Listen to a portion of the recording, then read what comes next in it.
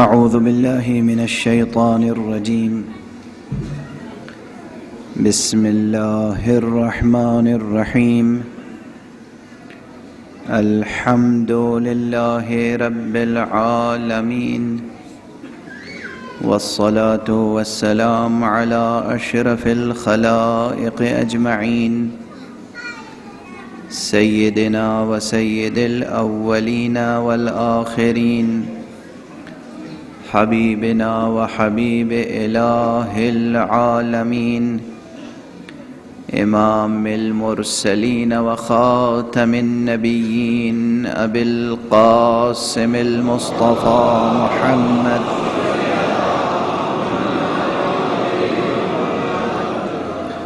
وعلى أهل بيته الطيبين الطاهرين الهداة المهديين المعصومين المظلومين، واللعنة الدائمة على أعداء الدين أجمعين.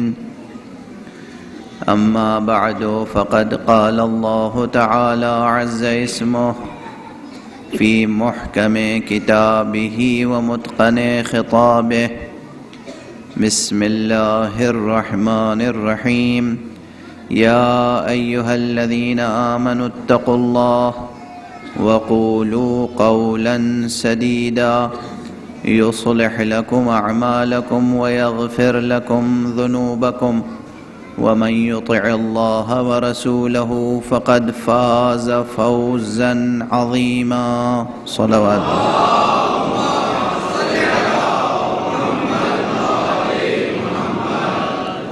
ایک مرتبہ اور بلندتر صلوات.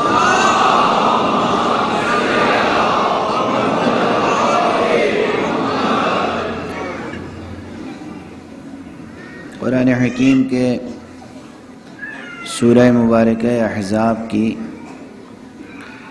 یہ آیتیں بجائے خود بے حد فکر انگیز ہیں اور اپنے پورے سیاق و سباق کے ساتھ بھی فکر انگیز تر ہیں، چونکہ اسی سلسلہ آیات میں اسی کے فوراً بعد وہ آیت کریمہ آتی ہے جس نے دنیا کے پورے ادب میں، دنیا بھر کی شاعری میں عظمت انسانی کے اعتبار سے ایک خاص جہت کا اضافہ کیا ہے.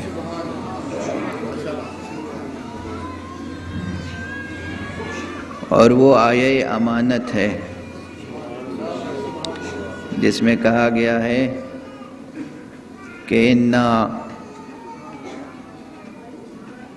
عَرَضْنَا الْأَمَانَةَ عَلَى السَّمَاوَاتِ وَالْأَرْضِ وَالْجِبَالِ فَأَبَيْنَ أَن يَحْمِلْنَهَا وَأَشْفَقْنَ مِنْهَا وَحَمَلَهَا الْإِنسَانُ إِنَّهُ كَانَ ظَلُومًا جَهُولًا. یہ جو آیہ امانت مشہور ہے، یہ آیت اسی سلسلے میں ہے. یہ سورہ مبارکہ احزاب کا تتمہ اور گویا مقطع سورہ احزاب. سورہ احزاب کی اس خصوصیت کی طرف میں نے گزارش کی تھی کہ یہ سورہ مبارکہ اگر تلاوت فرمائیں تو آپ اس اوج مخاطبت پہ پہنچ جاتے ہیں کہ جہاں خطاب الہی ایک طرف نبی سے ہے، دوسری طرف مومن سے ہے. ایک مرتبہ ارشاد ہوتا ہے یا ایھا النبی، پھر ارشاد ہوتا ہے یا ایھا الذین آمنوا، یا ایھا النبی، یا ایھا الذین آمنوا، یا ایھا النبی، یا ایھا الذین آمنوا. عجب اوج مخاطبت ہے، عجب مقام گفتگو ہے سورہ مبارکہ احزاب. اور سب سے بڑھ کر بات سے بات نکلتی چلی جاتی ہے، اس لیے گفتگو میں بہت سی باتیں پیش نظر ہوتی ہیں لیکن پھر وہ رہ جاتی ہیں. وہ سلسلہ آیات جس کی طرف کل اشارہ ہوا اس سے قبل کی آیتوں میں ہے کہ یا ایھا الذین آمنوا اذکروا اللہ ذکرا کثیرا، اے ایمان لانے والو ذکر کرو اللہ کا، ذکر کثیر، وَسَبِّحُوهُ بُكْرَةً وَأَصِيلًا، اور صبح و شام اس کی تسبیح کرو، اس کی پاکی بیان کرو۔ کبھی پاکی لفظوں سے بیان کی جاتی ہے، کبھی پاکی کردار سے بیان کی جاتی ہے۔ یعنی دیکھو تم اپنے صبح و شام ایسے بسر کرو کہ تمہیں دیکھ کر لوگ سمجھیں کہ یہ جب اتنے پاکیزہ ہیں تو ان کا رب کیسا پاکیزہ ہو۔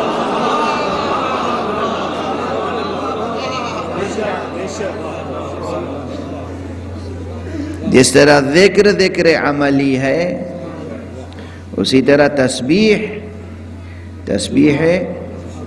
عملی ہے۔ قرآن مجید میں حق سبحانہ و تعالیٰ کی ایک صفت یہ ہے کہ وہ جب وعدہ کرتا ہے تو وعدہ خلافی نہیں فرماتا۔ مکرر حق سبحانہ و تعالیٰ نے یہ بات ارشاد فرمائی ہے۔ تو جب اس کا کلمہ پڑھنے والا ہو تو اسے بھی اپنی زندگی میں تسبیح بیان کرنے کا اسلوب کیا ہوگا؟ ایک ہے زبان سے کہیں سبحان اللہ سبحان اللہ سبحان اللہ، ہمارا رب وہ ہے کہ جو وعدہ خلافی نہیں کرتا۔ ایک یہ ہے کہ ہم جب کسی سے وعدہ کریں تو کبھی وعدہ خلافی نہ کریں، اور اگر حالات ایسے ہوں، شرائط ایسے ہوں، کوئی وعدہ خلافی کرنے پر مجبور کرے تو دہائی دیں کہ ہم کیسے وعدہ خلافی کر سکتے ہیں جبکہ ہمارا رب وہ ہے کہ جو وعدہ خلافی نہیں کرتا۔ یہ تسبیح عملی، یہ تسبیح عملی۔ جیسے کل میں نے گزارش کی تھی، ذکر عملی کیا ہے؟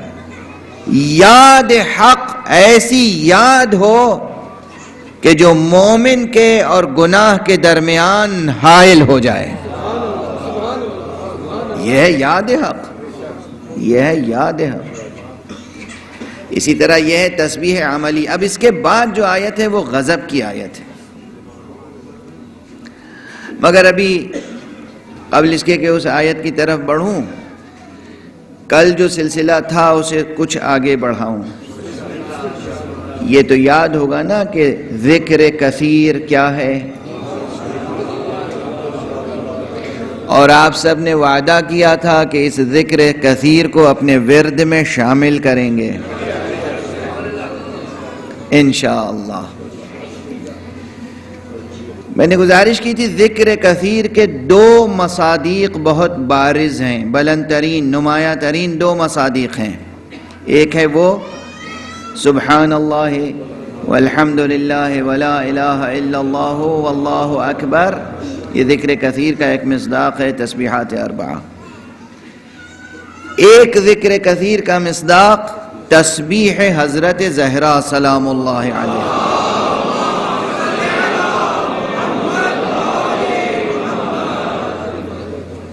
تسبیح بی بی، تسبیح زہرا۔ دیکھیے ایک ظاہری مماثلت تو یہ ہے کہ آپ اجزاء کی شناخت کر چکے۔ اس ذکر کثیر میں، اس تسبیحات اربعہ میں 4 جز ہیں، ایک ہے سبحان اللہ، ایک ہے الحمدللہ، ایک ہے لا الہ الا اللہ، ایک ہے اللہ اکبر۔ یہاں ہر جز ایک مرتبہ آیا ہے۔ تسبیح زہرا سلام اللہ علیہا میں بعینہ ہی یہی اجزاء ہیں، اور یہ تسبیح زہرا سلام اللہ علیہا کا مسئلہ مسلکی نہیں ہے، یہ تمام مسلمانوں کی مشترکہ نورانی اور روحانی میراث ہے۔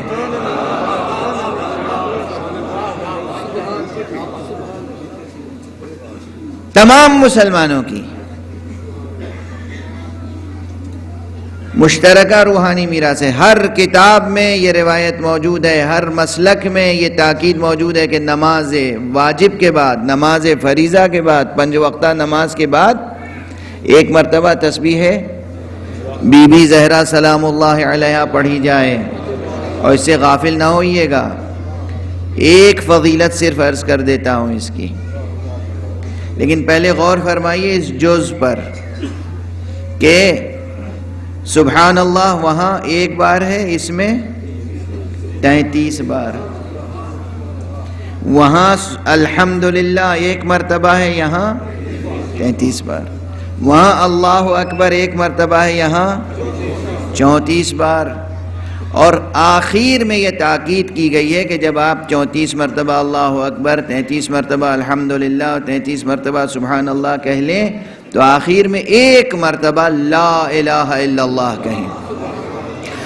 اور کہا گیا ہے کہ جو شخص نماز واجب ختم کرتے ہی فوراً تسبیح بی بی زہرا کی تلاوت اس طرح کرے کہ اس نے پہلو بھی نہ بدلا ہو، یعنی جیسے ہی کہا السلام علیکم ورحمۃ اللہ وبرکاتہ کہہ کے نماز ختم کی، اس کے بعد افضل ترین جو تعقیبات ہیں اس میں 3 بار اللہ اکبر کہے، یہ جزء تعقیب ہے، اور 3 بار صلوات اللہم صل علی محمد و آل محمد، اس کے بعد پہلو نہ بدلے، تسبیح شروع کر دے۔ تسبیح تتمہ نماز ہے، تسبیح گویا تکملہ نماز ہے۔ اگر نماز میں سہون کچھ غفلت ہو گئی، کوئی جز ایسا ادا ہوا کہ جو غفلت کی کیفیت میں تھا، کوئی معنوی اعتبار سے کمی رہ گئی، تو یہ ذکر کثیر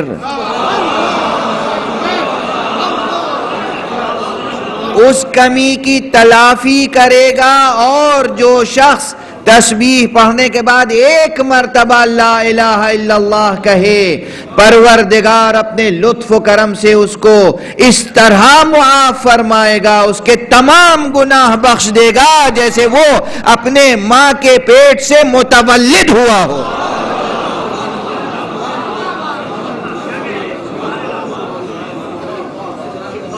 کیا شان کرم ہے، کیا مغفرت کی شان ہے، یہ روایت معصوم سے ہے۔ اس طرح پروردگار معاف فرماتا ہے، اس طرح پروردگار معاف۔ جس بی بی سے منسوب تسبیح کی یہ کرامت ہو،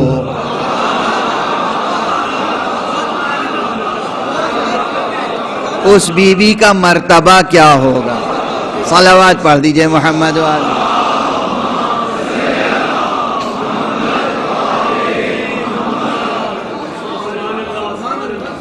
توجہ ہے؟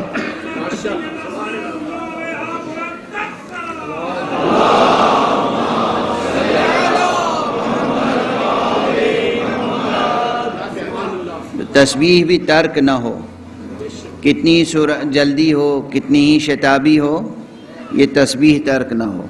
نماز کے بعد یہ تسبیح، یہ ذکر کثیر ہے، یہ ذکر کثیر ہے۔ اور اس تسبیح کے ضمن میں بہت سی باتیں گزارش کرنے کی ہیں، مگر بہرحال چونکہ پیش نظر بہت سے مطالب ہیں، اس لیے بات کو آگے بڑھاتا ہوں۔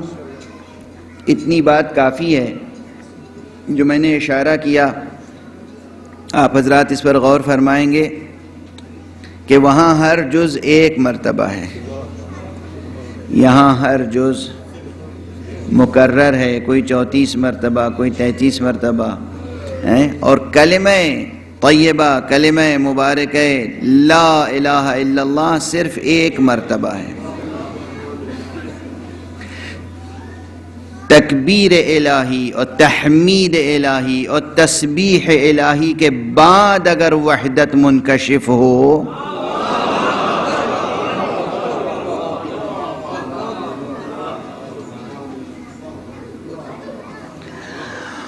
اور اب کچھ عرض نہیں کروں گا اس کے آگے، صرف جو لوگ اہل ذوق ہیں، ارباب ذوق ہیں، اہل سیر و سلوک ہیں، اہل معنی ہیں، اہل معرفت ہیں، جن تک میراث علوم باطنیہ پہنچی ہے، جو علم جفر و علم اعداد سے واقف ہیں، جو باطن قرآن سے واقف ہیں صحیح روایتوں کے ساتھ، صحیح سرچشموں کے ساتھ، وہ اس بات پر غور کریں گے کہ آخر یہ ترتیب اس طرح ہے کیوں، اس عدد میں کیا راز ہے کہ سبحان اللہ 33 مرتبہ ہے، اس عدد میں کیا راز ہے کہ الحمدللہ 33 مرتبہ ہے، اس عدد میں کیا راز ہے کہ اللہ اکبر 34 مرتبہ ہے۔ یہ سوال قائم کر کے چھوڑ کے جا رہا ہوں تاکہ جستجو بیدار رہے، جستجو بیدار رہے۔ بس ایک چیز اب کلی عرض کر دوں، تحمید یعنی حمد، ثنا، تعریف، ستائش۔ تحمید وہاں ہوتی ہے جہاں اوصاف پائے جائیں، کسی وصف وجودی کی تعریف کو کہتے ہیں حمد۔ تعریف جو صفت پائی جائے، مثلاً آپ کسی کے بارے میں کہتے ہیں یہ عالم ہے، تو ایک صفت کا اثبات کر رہے ہیں آپ، یہ صفت ان میں پائی جاتی ہے، عالم ہے، ان کی ذات میں ایک صفت ہے علم، آپ اس کی تعریف کر رہے ہیں۔ کسی کے لیے کہتے ہیں شجاع ہیں، تو ایک صفت کی آپ تعریف کر رہے ہیں، اثبات کر رہے ہیں کہ یہ شجاع ہیں۔ تو یہ جب آپ کہیں گے یہ عالم ہیں، یہ عارف ہیں، یہ شجاع ہیں، یہ حلیم ہیں، یہ صبور ہیں، یہ سخی ہیں، یہ جواد ہیں، جتنی صفتیں پائی جاتی ہیں اس کا جب تذکرہ کریں گے، ستائش کریں گے تو اسے کہیں گے حمد۔ اور اگر کسی سے برائیوں کو کی نفی کریں، کہیں دیکھیے صاحب یہ سب کچھ ہو سکتے ہیں مگر بخیل نہیں ہیں، یہ سب کچھ ہو سکتے ہیں مگر بزدل نہیں ہیں، یہ سب کچھ ہو سکتے ہیں مگر جاہل نہیں ہیں، یہ جب نہیں ہے کی فہرست شروع ہوئی، اسی کا نام ہے تنزیہ، اس کا نام ہے تنزیہ۔ جب صفتوں کی نفی ہو، نقائص کی نفی ہو تو وہ ہے تنزیہ یا تسبیح، اور جب پائی جانے والی صفتوں کا اثبات ہو تو وہ ہے تحمید، وہ ہے حمد، وہ ہے ثنا۔ البتہ اپنے اعم معنی میں ثنا دونوں کو شامل ہے، لیکن حمد پروردگار عالم کے صفات علم کلام میں، علم کلام کی حد یہ ہے کہ علم کلام میں صفات ثبوتیہ 7 ہیں، صفات سلبیہ 7 ہیں، لیکن علم عرفان میں صفات ثبوتیہ کی فہرست 33 تک پہنچتی ہے۔ علم عرفان میں صفات سلبیہ کی فہرست 33 تک پہنچتی ہے، اس لیے 33 بار الحمدللہ اور 33 بار سبحان اللہ گویا اس کے تمام صفات ثبوتیہ کی ثنا ہے، تمام صفات سلبیہ کی تنزیہ ہے۔ اور جب انسان نے پہلے کہا اللہ اکبر تو بعد کی تحمید و تسبیح اس اللہ اکبر کی دلیل ہے، اور اس دعویٰ و دلیل کے بعد جب اعتراف کرے گا لا الہ الا اللہ تو یہ کمال توحید ہے۔ صلوات پڑھ دے محمد و آل محمد۔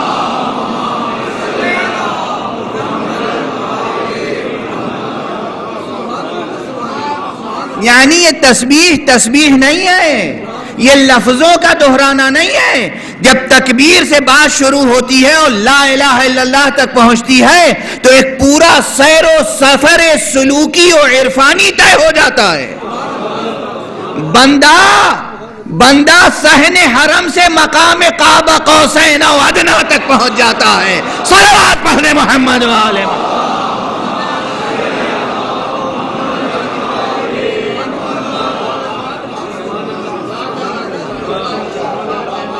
پوچھئے کسی سے آخر سبب کیا ہے، راز کیا ہے، یہ ترکیب کیا ہے؟ یہ تعداد کا حصر کیا ہے؟ اللہ اکبر 34 مرتبہ دعویٰ ہے اللہ بڑا ہے، دعویٰ ہے اللہ بڑا ہے، دعویٰ ہی تو ہے۔ دلیل 33 مرتبہ الحمدللہ، اور دلیل 33 مرتبہ سبحان اللہ۔ جب دعویٰ و دلیل مکمل ہو جائے تو کس یقین سے انسان کہے گا لا الہ الا اللہ؟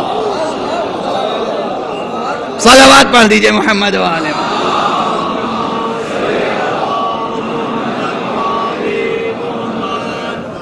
یہ ہے تسبیح۔ یہ ابھی تسبیح کی شرح تھوڑی ہوئی، کم سے کم 100 مجلسیں ہوں تو تسبیح کی معمولی سی شرح ہوگی۔ 34 بار تکبیر کے لیے 34 مجلسیں ہوں، 33 بار الحمدللہ کی تشریح کے لیے 33 مجلسیں ہوں، 33 بار سبحان اللہ کی تشریح کے لیے 33 مجلسیں ہوں، تب تسبیح زہرا کی تشریح ہوگی۔ صلوات پڑھ دیجئے محمد۔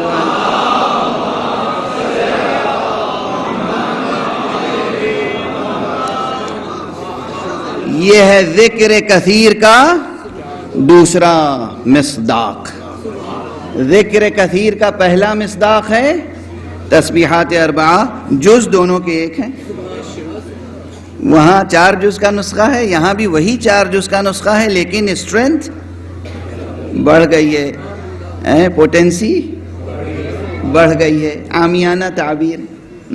یہ ہے ذکر کثیر، یہ دونوں ذکر کثیر بھولیے گا نہیں، اور اس کی پابندی کیجیے گا تو انشاءاللہ اس آیت کی اور بہت سی آیتوں کی تعمیل ہو جائے گی، حکم الہی کی تعمیل ہو جائے گی۔ یا ایھا الذین آمنوا اذکروا اللہ ذکرا کثیرا وسبحوہ بکرۃ واصیلا۔ جب اس طرح ذکر کرو گے، اس طرح تسبیح کرو گے، اس معرفت و سرشاری کے ساتھ، تو حق سبحانہ و تعالیٰ کی رحمت کا تقاضا کیا ہوگا؟ وہ تقاضا اب سامنے آ رہا ہے، اور دراصل تقاضے کے طور پہ سامنے نہیں آ رہا ہے، دلیل حکم تسبیح کے لیے سامنے آ رہی ہے یہ بات۔ آخر ہم نے کیوں کہا؟ ہم نے کیوں کہا کہ ہمارا ذکر کرو؟ ہم نے کیوں کہا ہماری تسبیح کرو؟ اس لیے کہ هو الذی یصلی علیکم وملائکتہ لیخرجکم من الظلمات الی النور، اس لیے کہ وہی وہ پروردگار ہے جو تم پر رحمتیں نازل کرتا ہے، اور اس کے ملائکہ تم پر رحمتیں نازل کرتے ہیں تاکہ تمہیں ظلمتوں سے نور تک لے جائیں۔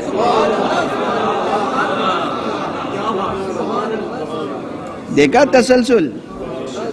هو الذی، وہی ہے، وہی ہے، هو الذی یصلی علیکم، جو تم پر رحمتیں نازل فرماتا ہے، یصلی علیکم، رحمتیں نازل فرماتا ہے، وملائکتہ، اور اس کے ملائکہ رحمتیں نازل فرماتے ہیں، کس لیے؟ لیخرجکم من الظلمات الی النور، تاکہ تمہیں ظلمتوں سے نور کی طرف لے جائیں۔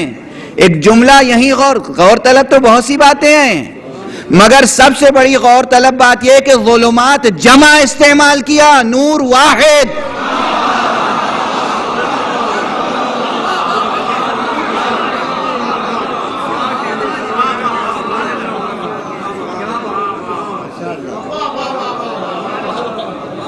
میں کچھ کہہ رہا ہوں، آیت ہے قرآن کی، لِیُخْرِجَکُم، تاکہ تمہیں نکالیں، کہاں سے؟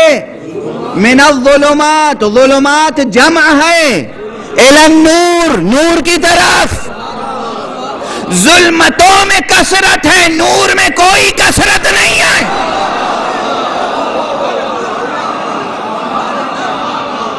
نور کی شان ہی وحدت ہے، چاہے نور صمدی ہو اس میں بھی وحدت ہے، چاہے نور محمدی ہو اس میں بھی وحدت ہے۔ نور صمدی کی وحدت کی شان کچھ اور ہے، نور محمدی کی وحدت کی شان کچھ اور ہے۔ وہ واحد ہے، احد ہے، فرد ہے، صمد ہے، وتر ہے، اس میں کہیں کثرت کا شائبہ نہیں ہے۔ یہاں نور محمدی میں کوئی مصطفیٰ ہے، کوئی مرتضیٰ ہے، کوئی مجتبیٰ ہے، کوئی زہرا ہے، نام 14 ہے مگر شان سب کی ایک ہے۔ صلوات پڑھنے محمد وآلہ۔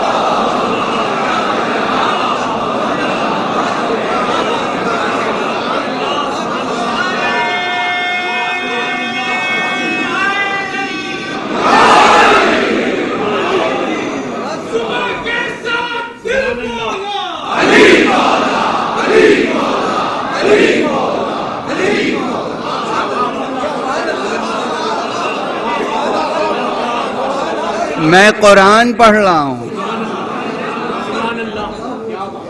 لِيُخْرِجَكُم مِّنَ الظُّلُمَاتِ إِلَى النُّورِ۔ نور کی جمع عربی ڈکشنری میں ہے کہ نہیں ہے؟ تو اللہ سبحانہ و تعالیٰ نے جمع کے مقابلے میں جمع کیوں نہیں استعمال کیا؟ جمع کے مقابلے میں جمع استعمال کرنے کی ضرورت نہیں تھی۔ کوئی کثرت پہ غرور نہ کرے، اسے وحدت شکست دے سکتی ہے۔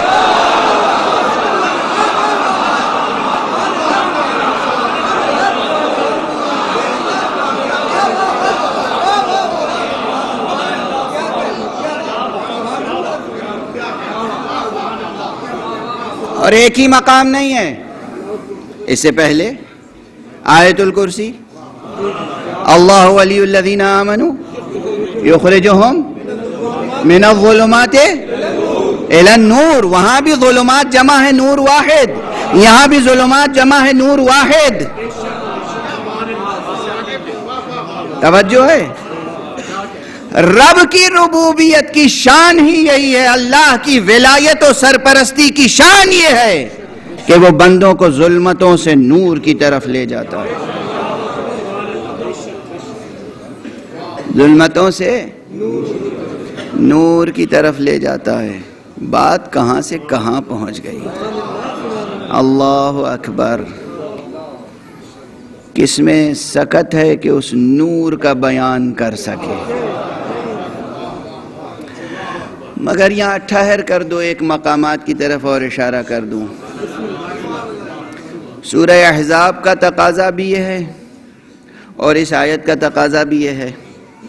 آپ غور فرمائیے، سورہ احزاب کے متعلق میں نے عرض کیا تھا نا کہ جو آیت میں پڑھ رہا ہوں روز، اور ابھی باقاعدہ اس کی تفسیر گویا شروع نہیں ہوئی اور گفتگو مقدمات اور تمہید کے مراحل میں ہے، اور انشاءاللہ یہ گفتگو بدر حیدر صاحب کے محبت قطع پر جاری رہے گی۔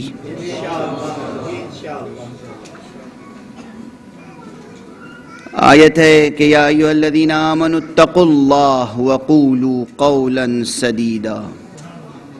ابھی اس پر تو گفتگو ہی آگے نہیں بڑھی، صرف میں نے ایک حوالہ دیا تھا کہ یہاں حق سبحانہ و تعالیٰ نے مؤمنین کو خطاب فرمایا ہے، کہا ہے کہ اے ایمان لانے والو تقوی اختیار کرو، یعنی اللہ کا لحاظ کرو۔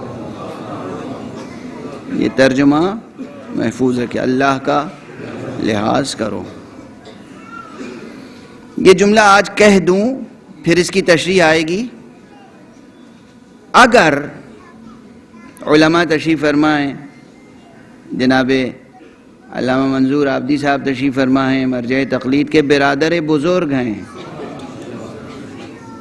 پروردگار ان کا سایہ بھی برقرار رکھے، اور حضرت آیت اللہ العظمیٰ بشیر نجفی صاحب کا اور تمام مراجع کرام کا سایہ ہمارے سروں پہ برقرار رکھے، اور ولی فقیہ حضرت آیت اللہ خامنئی کا سایہ بھی ہم پر برقرار رہے۔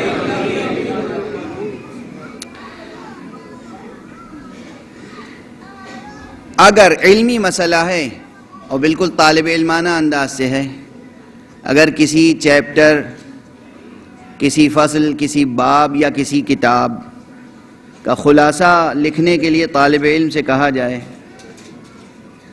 کہ تم اس باب کا یا اس کتاب کا ایک لفظ میں خلاصہ بتاؤ، تو کڑی آزمائش ہوگی نا۔ اور اگر کوئی یہ کہہ دے کہ قرآن مجید کا خلاصہ ایک لفظ میں کرو، کتنی بڑی آزمائش ہے، کتنی بڑی آزمائش ہے۔ دست ادب جوڑ کے یہ نقطہ عرض کر رہا ہوں، علمی نقطہ ہے، تفسیری نقطہ ہے، اور تعویل کی بات ابھی درمیان میں نہیں ہے، ظاہری تفسیر کی بات درمیان میں ہے۔ قرآن مجید کا عملی نقطہ نظر سے اور اخلاقی نقطہ نظر سے اگر ایک لفظ میں اس کے میسج کا، اس کے پیغام عملی کا خلاصہ بتانا ہو تو صرف ایک لفظ ہے۔ قرآن کا خلاصہ کیا ہے؟ تقوی۔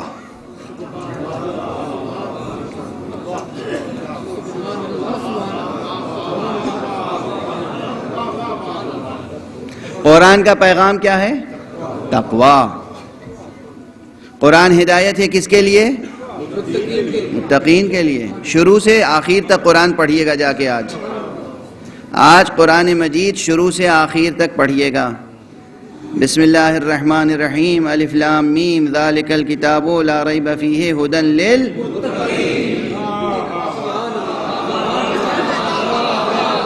للمتقین۔ قرآن کوئی شک و شبہ نہیں ہے، یہ ہدایت ہے متقین کے لیے۔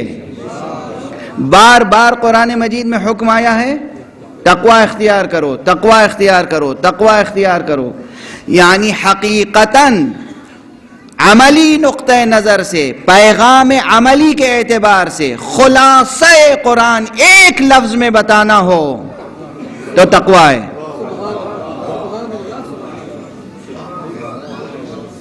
میں سمجھتا ہوں آپ سے اگر کوئی پوچھے یہی سوال کرے کوئی آپ سے، اور آپ اسے یہ جواب دیں تو چیلنج کرنے کا کسی کو موقع نہیں ملے گا۔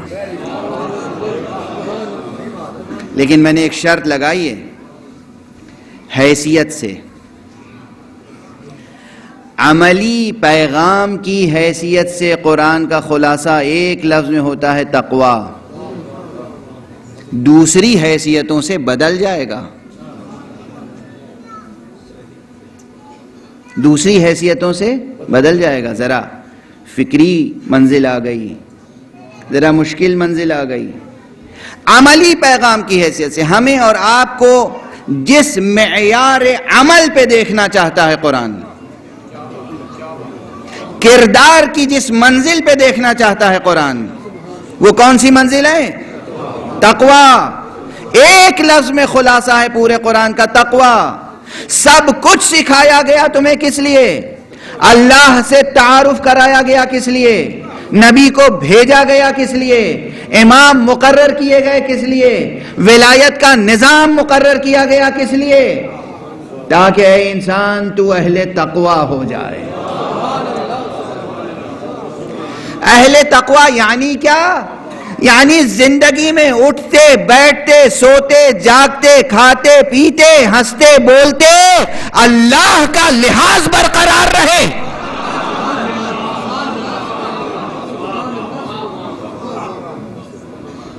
بالکل ایسے ہی مثال یاد رکھیے گا، جیسے گھر میں خاندان میں کوئی شریف خاندان ہو، عزیز القدر خاندان ہو، خاندانی گھرانہ ہو کوئی، اس میں ایک بزرگ خاندان موجود ہے، دادا بزرگوار تشریف فرما ہیں، جد امجد موجود ہیں، بیٹا ہے یا کئی بیٹے ہیں، بیٹیاں ہیں، بہویں ہیں، داماد ہیں، پوتے ہیں، پوتیاں ہیں، بچے ہیں، نواسے ہیں، نواسیاں ہیں، ایک بھرا پورا ہنستا کھیلتا خاندان ہے، اس میں کسی کو کسی چیز پر پابندی نہیں ہوگی۔ بچہ بچپنے کی حرکتیں کرے گا، جوان جوانی کے تقاضے پورے کرے گا، بوڑھے اپنا کام کریں گے، لیکن یہ گھرانہ مہذب صرف تب کہلائے گا جب سب کچھ ہو مگر اس بزرگوار کا لحاظ برقرار رہے۔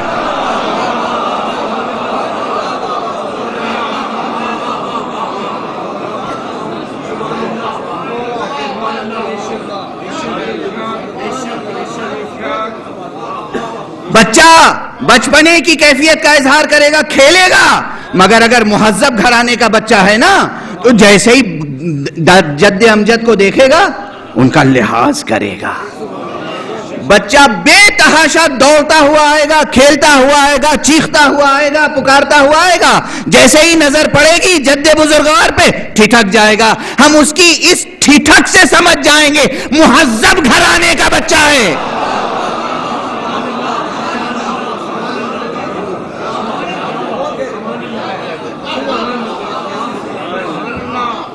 اسے لحاظ سکھایا گیا ہے۔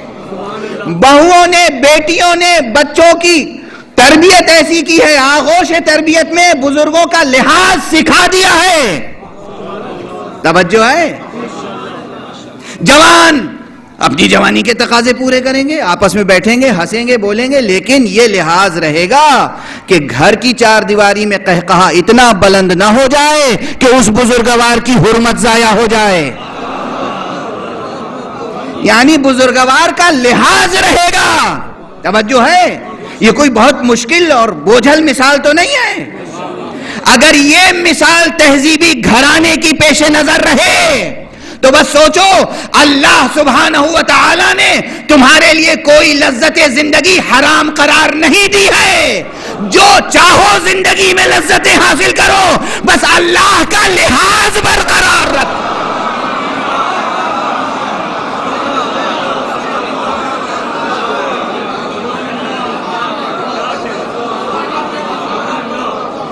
ایک صلوات پڑھ دیجئے محمد و آلہ۔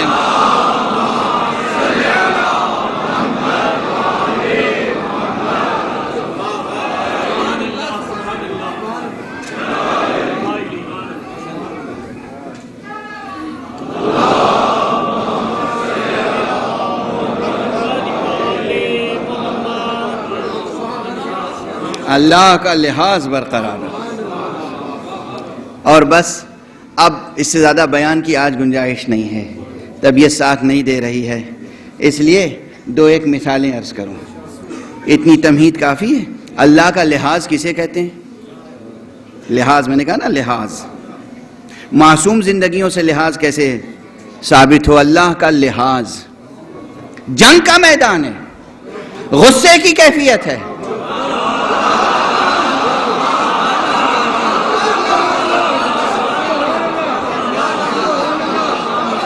غیظ و غضب اور طیش کے اظہار کا موقع ہے۔ آنے والے دشمن نے خوب غصہ دلا دیا ہے، ایسی باتیں کہی ہیں جو قابل برداشت نہیں ہیں۔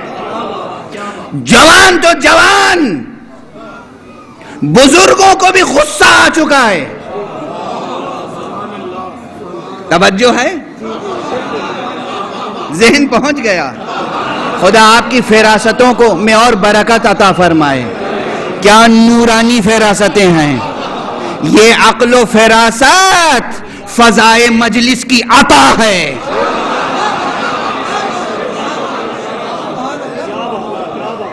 یہ فراست، یہ نور فراست، نور عقل مومن، نور عقل مومن، یہ فضائے مجلس میں پروان چڑھتا ہے یہ نور۔ کس جنگ کی طرف اشارہ کیا میں نے؟ جنگ احزاب۔ سورہ کون سا ہے؟ سورہ احزاب۔ جنگ احزاب ہے، جنگ خندق بھی اسی کو کہتے ہیں نا۔ جنگ احزاب ہے، خندق کھودی گئی ہے مدینے کی حفاظت کے لیے، مسلمانوں کی حفاظت کے لیے محنت کی گئی ہے، پیٹ پہ پتھر باندھ باندھ کے خندق کھودی گئی ہے۔ خندق کھودتے کھودتے بعض حضرات کو غش آ گیا، سب کچھ ہوا، اس کے باوجود خندق ایک جگہ سے ایسی تنگ تھی، یہ نہیں معلوم کہ کس نے تنگ چھوڑی تھی۔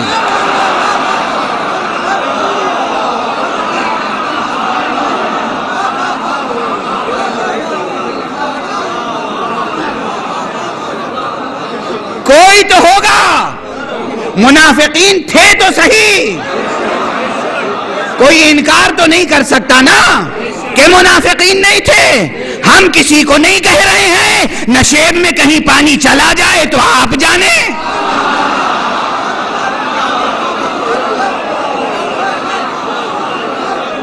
منافقین تھے تو صحیح.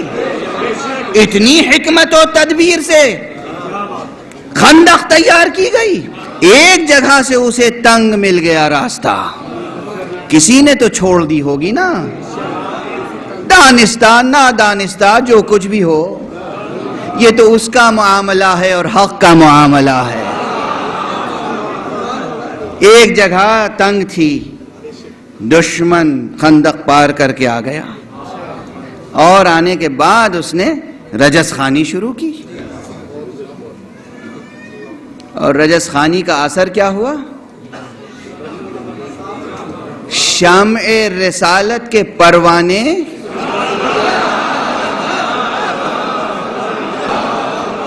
ہمارا فقرہ نہیں ہے، ہم کہیں تو گناہگار. مورخ لکھ گئے ایسے بیٹھے تھے جیسے سروں پہ طائر بیٹھے ہوں. یہ کسی خطیب کا جملہ نہیں ہے، کسی شاعر خطیب نے یوں ہی نہیں کہہ دیا ہے، تاریخ میں یہ فقرہ موجود ہے. ایسے بیٹھے تھے جیسے سروں پہ طائر بیٹھے ہوئے ہوں کہ ذرا جنبش ہوئی اور وہ طائر اڑ جائے گا. وہ اس لیے طائر سروں پہ بیٹھ گئے تھے تاکہ ان کا طائر جاں پرواز نہ کر جائے.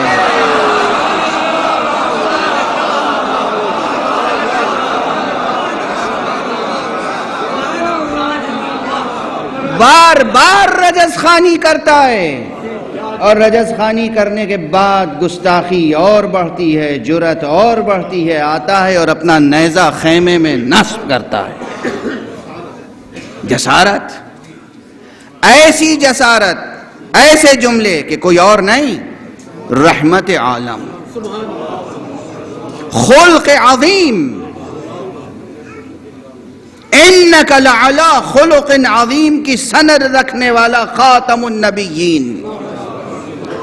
وما ارسلناک الا رحمتا للعالمین کی سند رکھنے والا امام المرسلین. وہ غیظ و غضب کی کیفیت میں کہتا ہے کہ کون ہے جو اس کتے کے مقابلے پہ جا.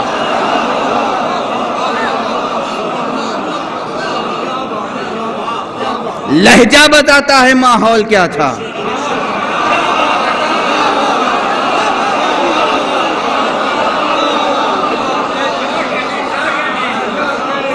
لہجہ بتاتا ہے ماحول کیا تھا، کیفیت کیا تھی.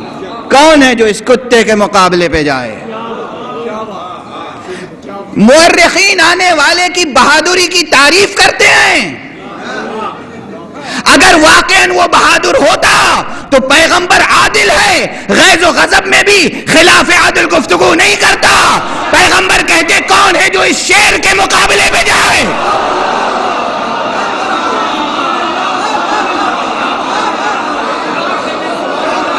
پیغمبر نے یہ نہیں کہا کون ہے جو اس پہلوان کے مقابلے پہ جائے، کون ہے جو اس مبارز طلب کے مقابلے پہ جائے، کون ہے جو اس شیر کے مقابلے پہ جائے. پیغمبر نے کہا کون ہے جو اس کتے کے مقابلے پہ جائے. ارے کوئی سخن فہم ہوتا تو فوراً اٹھ جاتا.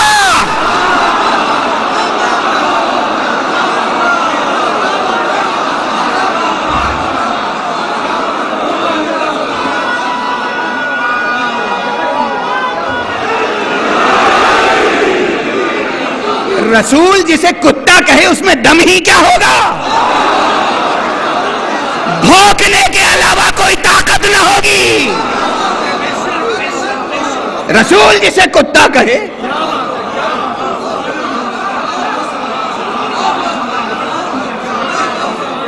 مگر سلخن شناس پیغمبر کوئی ہو تو صحیح. یہاں مجمع وہ تھا جو مسجد میں اطمینان سے خطبہ نہیں سن پاتا تھا تو جنگ میں کلام کیا سنتا.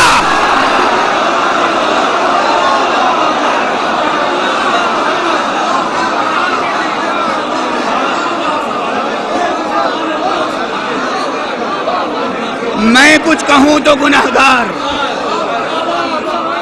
میں کچھ کہوں تو گناہگار. قرآن فرماتا ہے کہ لوگ ایسے تھے. حضور سرور کائنات امام المرسلین خاتم النبیین صلی اللہ علیہ وآلہ وسلم مسجد میں خطبہ ارشاد فرماتے تھے، اور لوگ مسجد سے نکلتے وقت جیسے ہی خطبہ ختم ہوتا تھا نکلتے وقت کہتے تھے ایک دوسرے سے یہ کیا کہہ رہے تھے.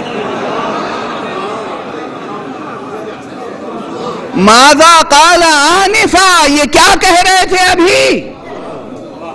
جب مسجد میں امن و عافیت کے ماحول میں سنائی نہ دیتا ہو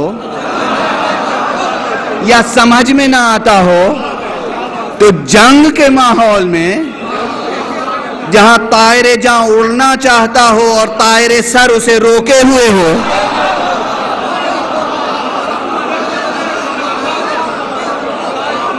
اس کشمکش مرگ و زیست میں کون سمجھے کہ مصطفیٰ کیا کہہ رہے ہیں. ہرگز یہ نہ سمجھنا کہ مصطفیٰ نے کہیں پر اخلاق کے خلاف بات کہی ہے یا غیظ و غضب کے تقاضے پورے کیے ہیں. نہیں، مصطفیٰ اس کی حقیقت باطنی کی طرف اشارہ کر رہے تھے. وہ کتا تھا، واقعاً کتا تھا. انسان کے بھیس میں ہر جانور ہوتا ہے، چشم عارف پہچان لیتی ہے.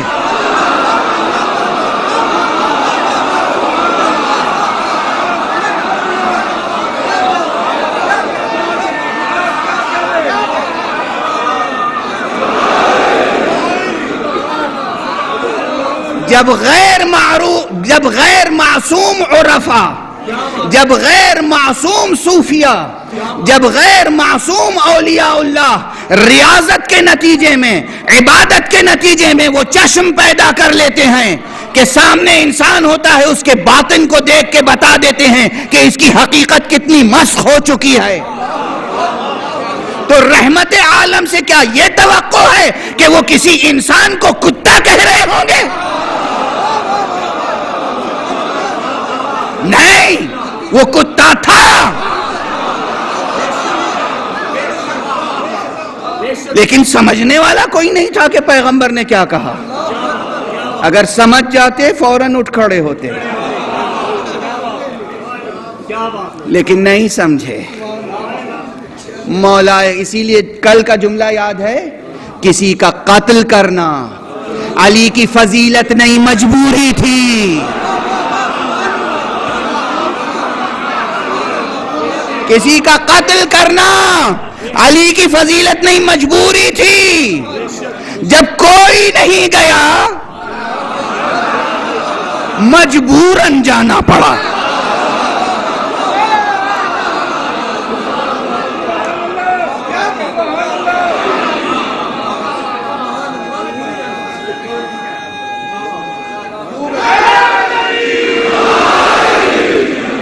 گئے، تشریف لے گئے.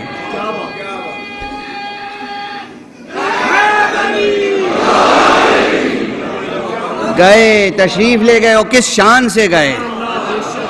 تاریخ میں چند موقع ایسے ہیں، خدا کی قسم، اللہ اکبر اللہ اکبر، تاریخ میں چند موقع ایسے ہیں جب پیغمبر نے اپنے ہاتھوں سے علی کے سر پہ عمامہ باندھا.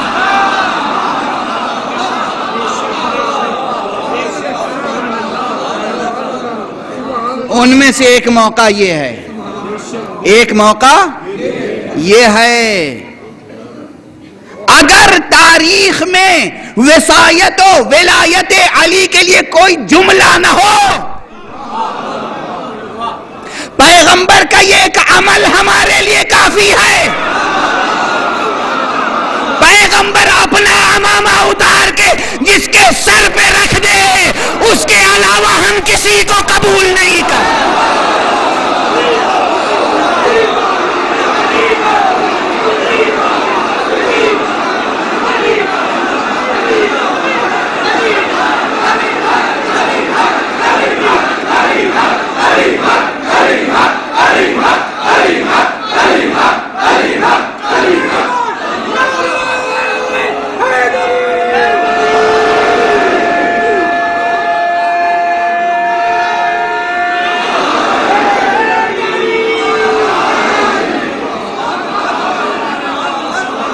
ہم سے نہ پوچھو کوئی آیت، کوئی روایت، کوئی حدیث، کوئی قول، یہ بتاؤ پیغمبر نے اپنا امامہ علی کے سر پہ رکھا یا نہیں؟ پیغمبر اپنا امامہ جس کے سر پہ رکھ دیں، اس کے علاوہ ہم کسی کو امامت میں قبول کر لیں؟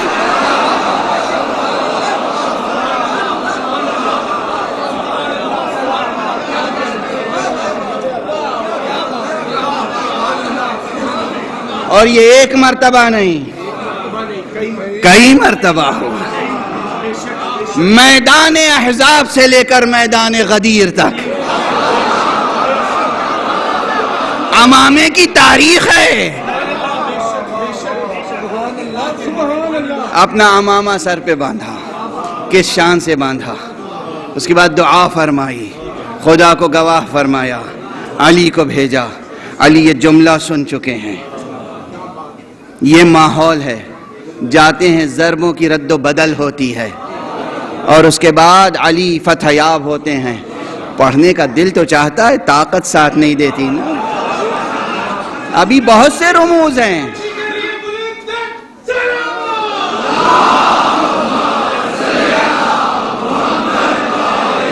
ابھی بہت سے رموز ہیں، ابھی بہت سے اسرار ہیں اسی ایک جنگ میں، اسی ایک روایت میں، لیکن تشریف لے جاتے ہیں، ضربوں کی رد و بدل ہوتی ہے، وہ شخص زمین پر گرتا ہے، علی آگے بڑھتے ہیں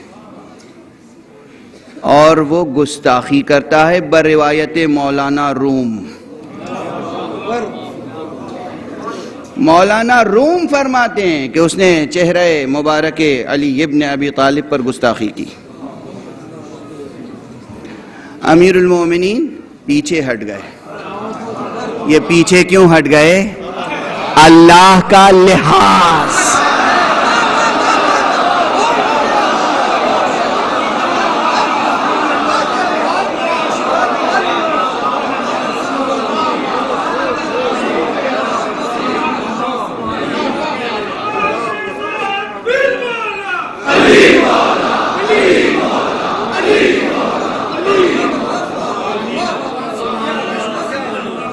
ایک صلوات پڑھ دیجئے محمد۔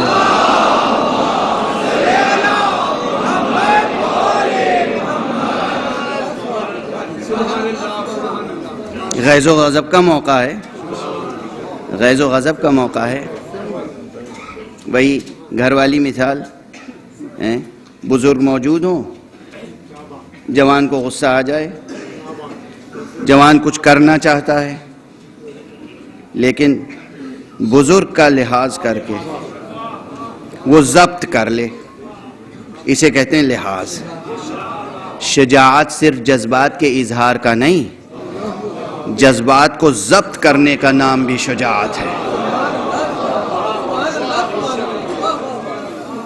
شجاعت کو ضبط کرنے کا نام بھی شجاعت ہے۔ بس چونکہ میری طاقت بھی ساتھ چھوڑ رہی ہے، ایک جملے میں آپ کی طبیعتیں منقلب ہوں گی۔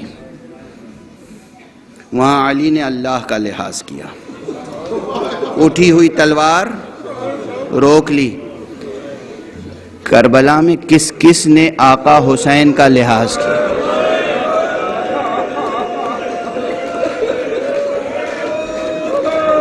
اجرکم علی اللہ۔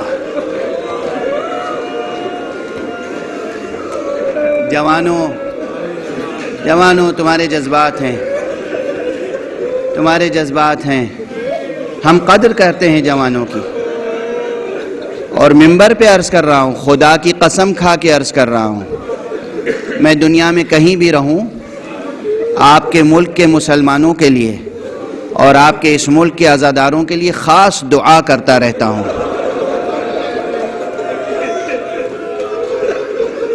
ان جوانوں کے لیے جو عزاداروں کی حفاظت کرتے ہیں،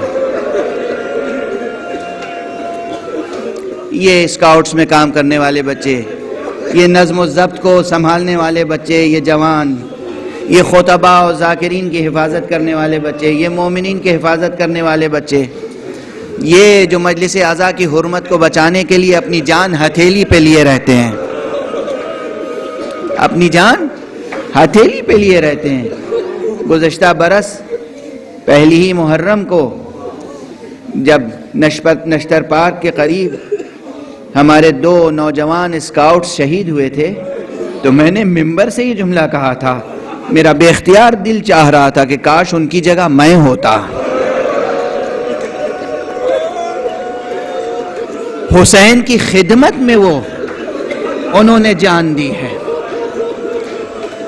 آپ کے جذبات بہت قیمتی ہیں، آپ کا وجود بہت قیمتی ہے، آپ کے لہو کا ایک ایک قطرہ قیمتی ہے اور امانت ہے امام زمانہ کی.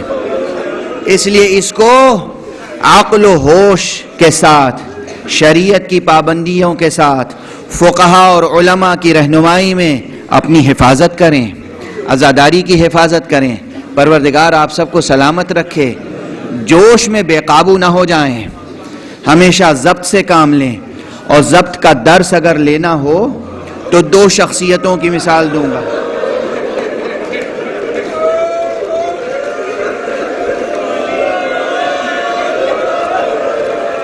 کربلا میں 2 بڑے نام ہیں، ایک آقا عباس کا نام، ایک مولا زین العابدین کا نام.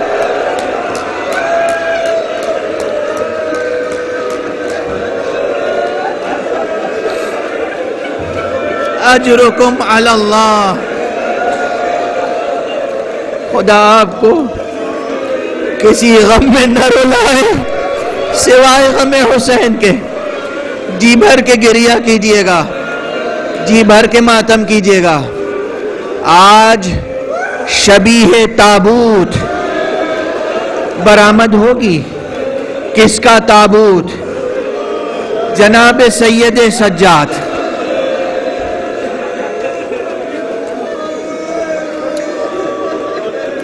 متقین کا امام، ساجدین کا امام، صابرین کا امام، مظلوموں کا امام، آدم آل ابا، سید سجاد. سید سجاد کی بہادری، سید سجاد کی شان. آج آپ کے سامنے وہ روایت ذکر کر دوں جو مجھ سے بہت پہلے آپ نے خطیب اہل بیت نادرۃ الزمن علامہ حافظ کفایت حسین سے سنی ہوگی. کبھی عام طور پہ یہ روایت بیان نہیں کی جاتی ہے. حافظ کفایت حسین صاحب قبلہ مرحوم یہ روایت پڑھا کرتے تھے اور آج میں اس کی طرف اشارہ کر رہا ہوں. شب عاشور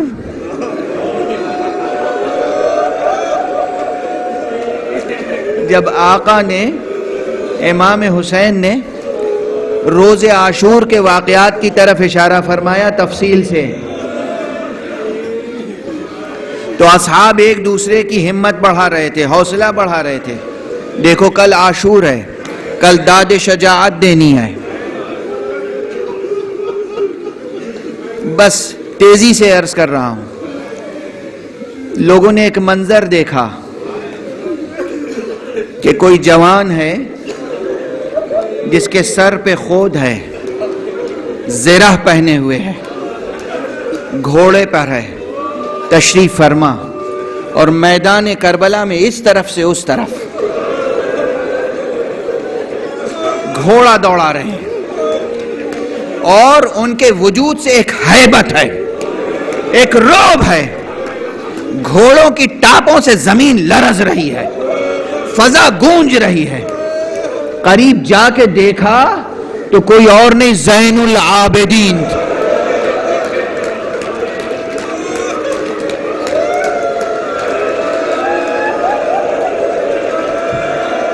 سید سجاد تھے.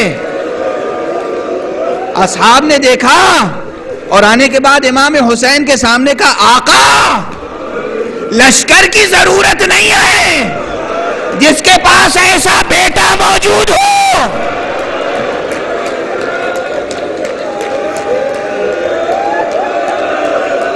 اسے کسی لشکر کی نہ ضرورت ہے نہ کسی لشکر کا خوف.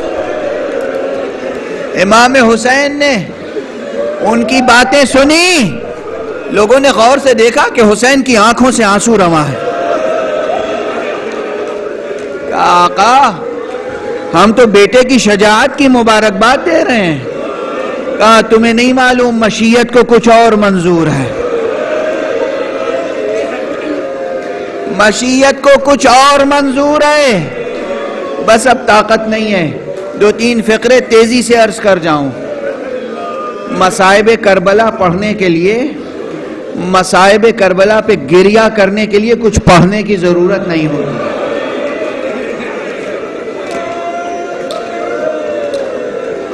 دل کا پاک اور متقی ہونا، حسین کی معرفت ہونا کافی ہے.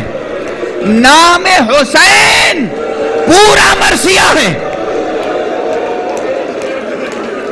نام حسین پورا نوحہ ہے. نام حسین کافی ہے گریہ کرنے کے لیے. اور اگر نام حسین کے ساتھ نام زینب آ جائے،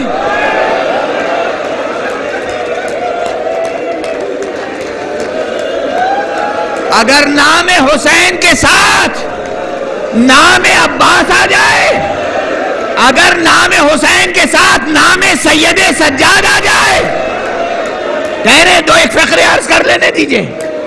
نام سجاد امام نے فرمایا کچھ اور ہی منظور ہے. کل عالم کچھ اور ہوگا. صبح عاشور جب طلوع ہوئی تو واقعاً عالم کچھ اور تھا. یہ بیٹا مریض تھا. اب یہ بیٹا مریض تھا، شدید تپ، غشی کی کیفیت، ایسی غشی کی کیفیت کہ میدان میں جہاد کے لیے جانے کے لائق نہ رہے بظاہر. پھر بھی ہمت دیکھیے گا، حوصلہ دیکھیے گا. عصر عاشور جب سرکار سید الشہداء تنہا ہو گئے ہیں، تنہا، میں کیا بتاؤں اس وقت حسین کی شبیہ کیا تھی. سر سے پیر تک قبائے مبارک پر کہیں اکبر کا لہو تھا، کہیں قاسم کا لہو تھا، کہیں اون و محمد کا لہو تھا. چہرے مبارک پر ننھے اصغر کا لہو.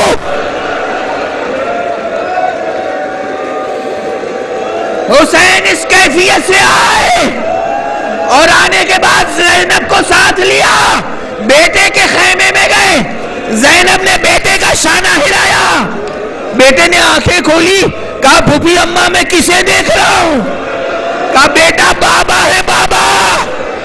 جناب سید سجاد نے فرمایا بابا میں کیا دیکھ رہا ہوں، بابا میں کیا دیکھ رہا ہوں. یہ کیا کیفیت ہے؟ آپ کو کبھی تنہا نہیں دیکھا، ہمیشہ عباس، علی اکبر، قاسم، اون و محمد ساتھ ہوتے تھے. بابا اون و محمد کہاں ہیں؟ قاسم کہاں ہیں؟ اکبر کہاں ہیں؟ آقا نے فرمایا کہ بیٹا اب مردوں میں میرے اور تمہارے علاوہ کوئی باقی نہیں رہا، سب قتل ہو گئے. پھر سید سجاد نے ایک مرتبہ پھوپھی کی طرف دیکھا، پھوپھی اماں مجھے تلوار دیجئے گا، پھوپھی اماں مجھے عصا دیجئے، مجھے نیزہ دیجئے. کہا بیٹا کیا کرو گے؟ جملہ سنیے گا، جملہ. یہاں بابا نہیں کہا، مسلمانوں سنو. علی ابن الحسین زین العابدین پھوپھی سے کہتے فرزند رسول پر جان قربان کروں گا.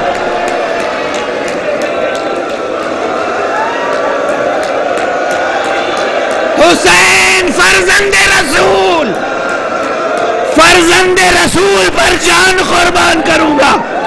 فرزند رسول نے کہا بیٹا اس وقت تمہارے اوپر جہاد ساقط ہے. اسرار امامت تلقین کیے، امام رخصت ہوئے، امام شہید ہوئے. وہ لمحہ آیا جب سید سجاد اسیر ہو کے چلے. جی بھر کے گریا کریں. سید سجاد اسیر ہو کے چلے، بیویاں پشتے ناقہ پر، سجاد آگے آگے. نظر پڑی بابا کے پامال لاشے پر.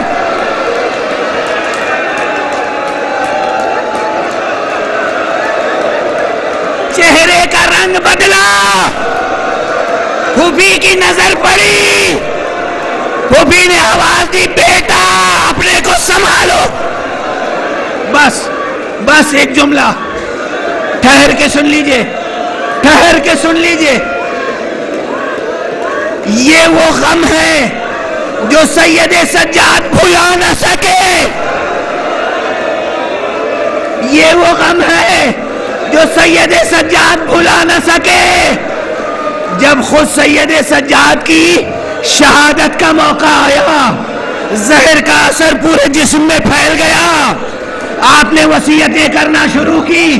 جب ساری وصیتیں کر چکے تو ایک مرتبہ کہا بچوں سے، بیٹا مجھے تخت خواب سے زمین پر لٹا دو.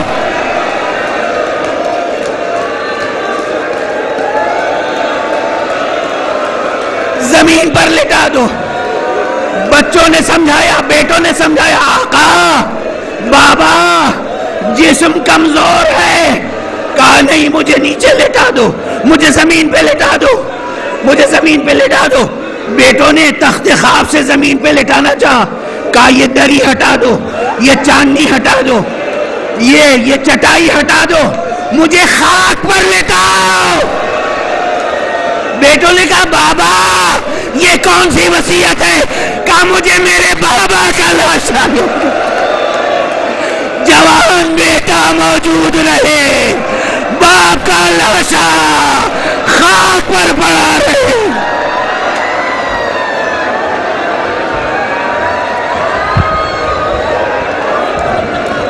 یہ بیٹے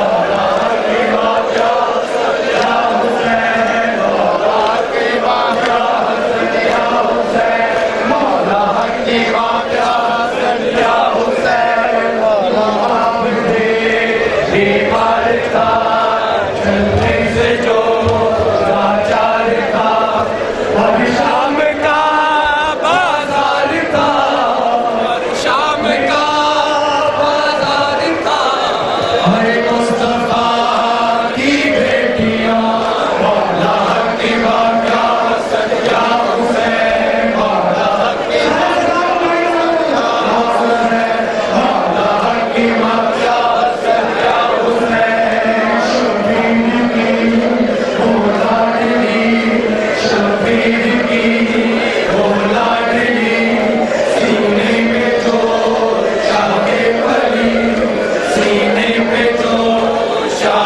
بنی جس کی آواز دل میں چلی، جس کی آواز دل میں چلی، ان کے تماشوں کے نشان مولا حق امام یا حسن یا حسین، مولا حق امام یا حسن یا حسین، مولا حق امام یا حسن یا حسین، تم عاملے بیمار تھا، وہ عاملے بیمار تھا، چلنے سے جو لاچار تھا، چلنے سے جو لاچار تھا، اور شام کا بازار تھا، اور شام کا بازار تھا، اور مصطفیٰ کی بیٹیاں مولا حق امام یا حسن یا حسین، مولا حق امام یا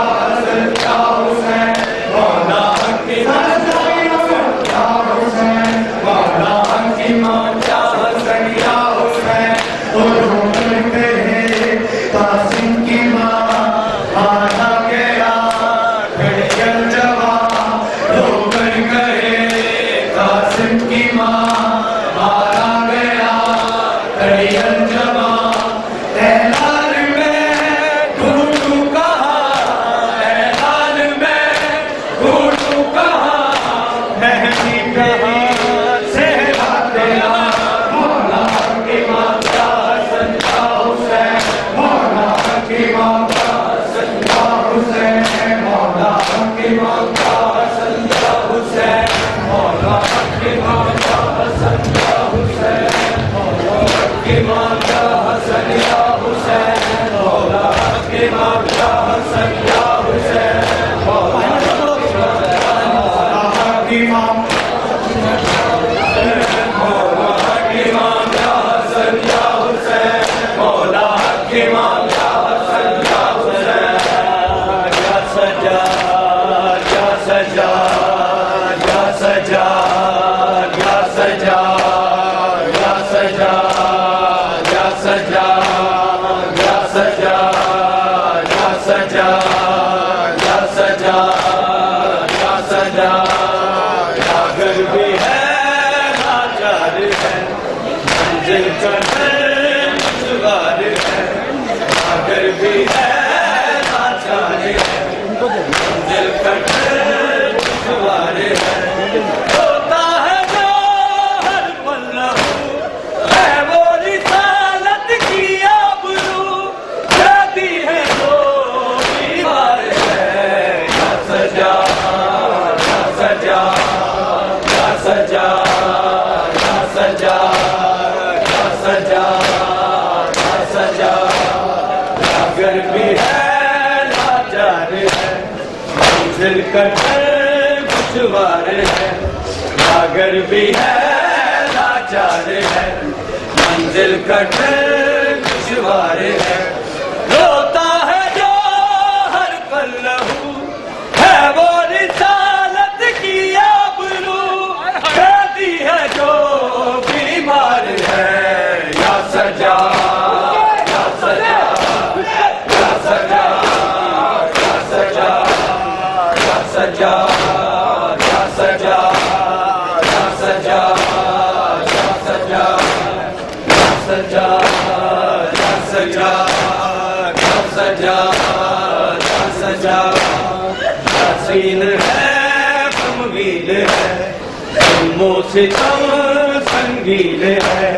یاسین ہے تمویل ہے ظلموں سے تم سنگین ہے، اے کلمہ گو سوچو ذرا یہ لٹ گیا کس کا قافلہ، خط بھی بڑا سالار ہے، یا سجا یا سجا یا سجا یا سجا یا سجا یا سجا، یا سید ہے سنگین ہے ظلموں سے تم سنگین ہے، یاسین ہے تمویل ہے ظلموں سے تم سنگین ہے، اے کلمہ گو سوچو ذرا یہ لٹ گیا کس کا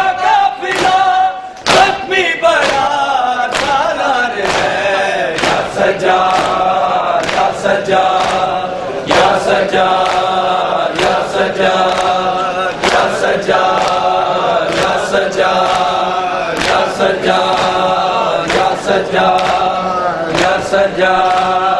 یا سجاد یا سجاد یا سجاد یا سجاد یا سجاد یا سجاد یا سجاد کربلا کربلا کربلا کربلا کربلا کربلا کربلا کربلا کربلا میں ٹوٹ گئی بھیا حسین میرا غازی نہ رہا حسین میں ہو گئی میری دعا حسین اب کس کو دوں میں سزا کربلا کربلا کربلا کربلا کربلا میں اپنے لاشیں دیکھے تیری بہن مجبور کر دیا ہے مجھ کو تیرے دم وہ دیتی رہی میں صدا یا حسین وہ کچھ بھی میرا نہ بچا یا حسین سنتا کوئی کیا بلا یا حسین میرا پردہ بھی چھن گیا کربلا کربلا کربلا کربلا کربلا کربلا کربلا کربلا کربلا میں لٹ گئی بھیا یا حسین میرا غازی نہ رہا یا حسین میں ہو گئی تیری دعا یا حسین اب کس کو دوں میں سزا کربلا کربلا کربلا کربلا کربلا کربلا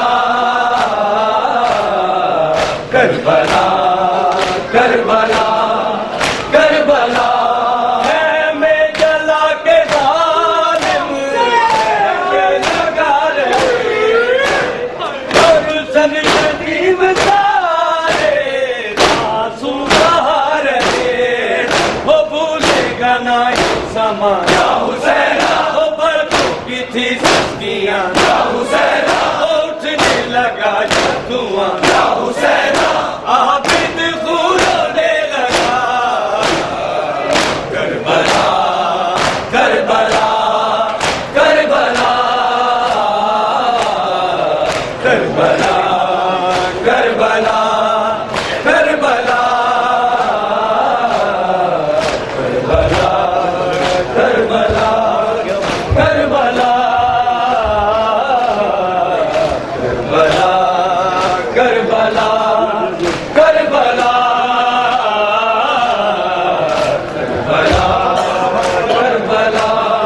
کربلا کربلا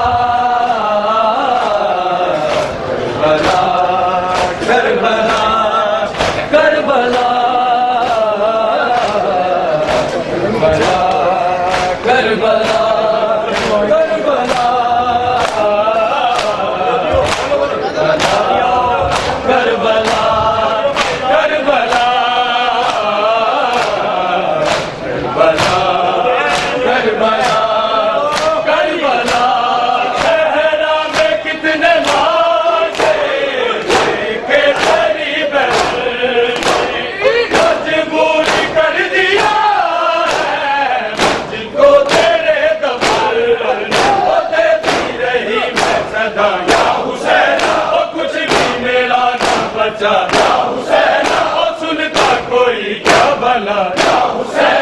میرا پردہ بھی چھن گیا کربلا کربلا کربلا کربلا کربلا کربلا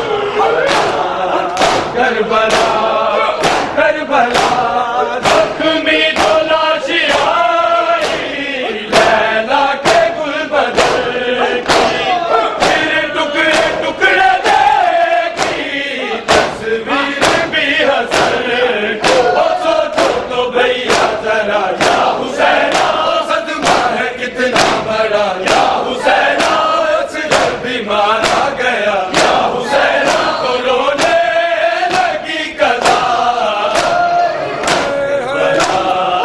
کربلا کربلا کربلا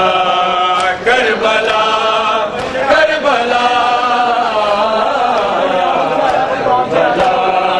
کربلا کربلا کربلا کربلا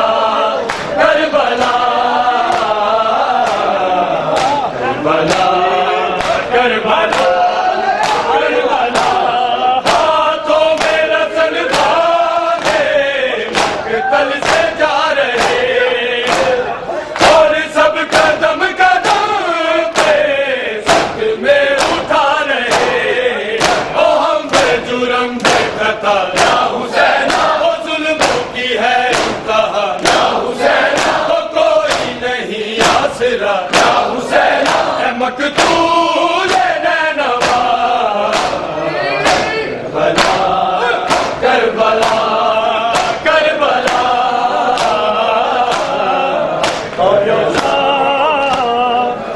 ہائے شام ہائے شام ہائے شام ہائے شام ہائے شام ہائے شام ہائے شام ہائے شام ہائے شام ہائے شام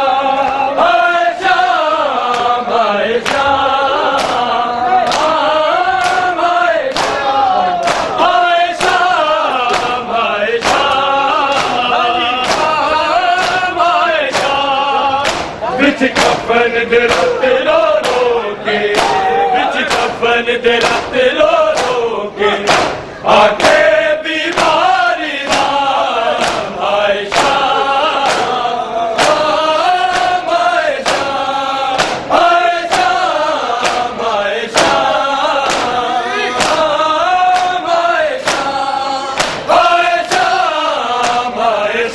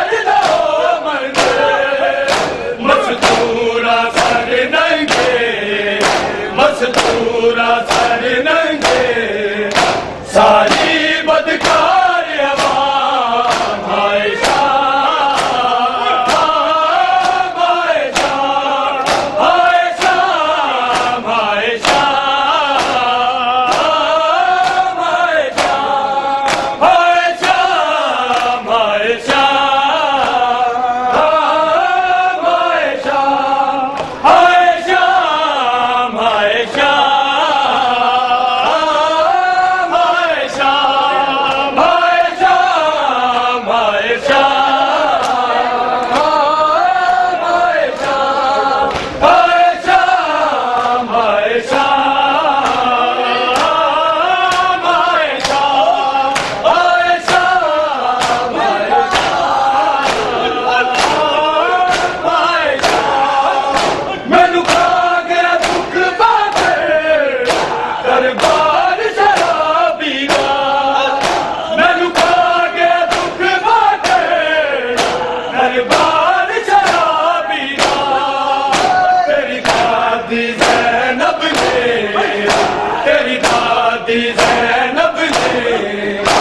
اتفاق نال کلا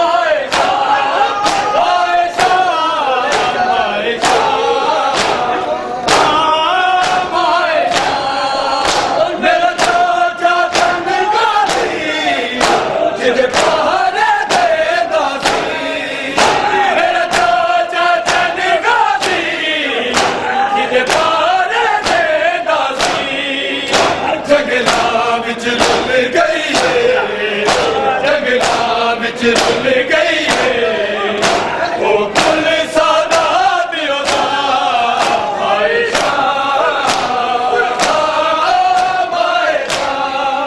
عائشہ عائشہ عائشہ عائشہ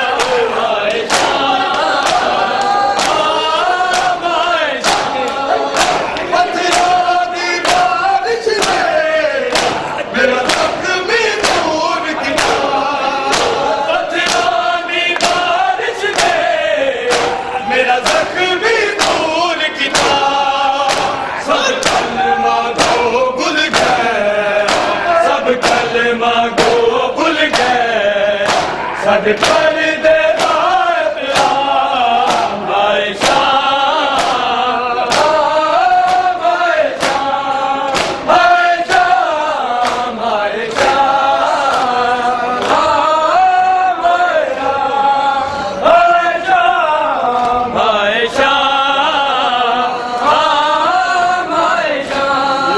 عائشہ عائشہ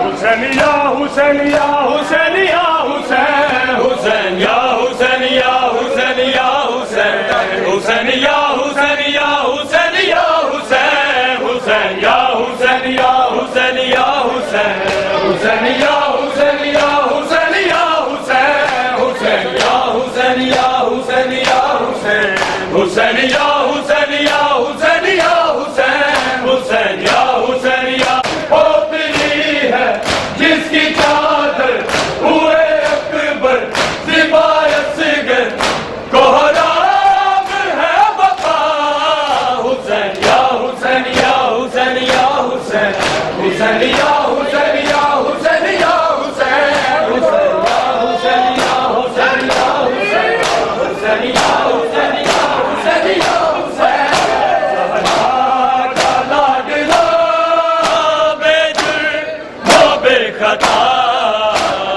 مارا گیا ہے مارا گیا یہ زینب کا ہے برادر اتری ہے جس کی چادر ہوئے اکبر سپاہ اصغر غلام ہے وفا حسین یا حسین یا حسین یا حسین حسین یا حسین یا حسین یا حسین حسین یا حسین یا حسین یا حسین حسین یا حسین یا حسین یا حسین حسین یا حسین یا حسین یا حسین حسین یا حسین یا حسین یا حسین حسین یا حسین یا حسین یا حسین حسین یا حسین یا حسین یا حسین حسین یا حسین یا حسین یا حسین حسین یا حسین یا حسین یا حسین بولا شب کفر ہے صحرا میں بے دفر ہے بولا شب کفر ہے صحرا میں بے دفر ہے بلا الہ الہ کہنے لگا خدا مظلوم شکریہ مظلوم شکریہ تو صابر ہے تو رہبر ہے وہ سجدے میں تیرا سر ہے تو احمد کا وہ دل بر ہے جو حبیب کی بقا حسین یا حسین یا حسین یا حسین حسین یا حسین یا حسین یا حسین حسین یا حسین یا حسین یا حسین حسین یا حسین یا حسین یا حسین حسین یا حسین یا حسین یا حسین حسین یا حسین یا حسین یا حسین حسین یا حسین یا حسین یا حسین حسین یا حسین یا حسین یا حسین تیرا غم رہے تا زندہ تو نے حسین زندہ تیرا غم رہے تا زندہ تو نے حسین زندہ اسلام کر دیا کلمے کی ہے صدا تیرا گھر بھی لٹ گیا تیرا گھر بھی لٹ گیا تو لٹ کر بھی ہوا راضی وہ مارا گیا تیرا غازی تو بے مثل ہے نمازی مظلوم ہے کربلا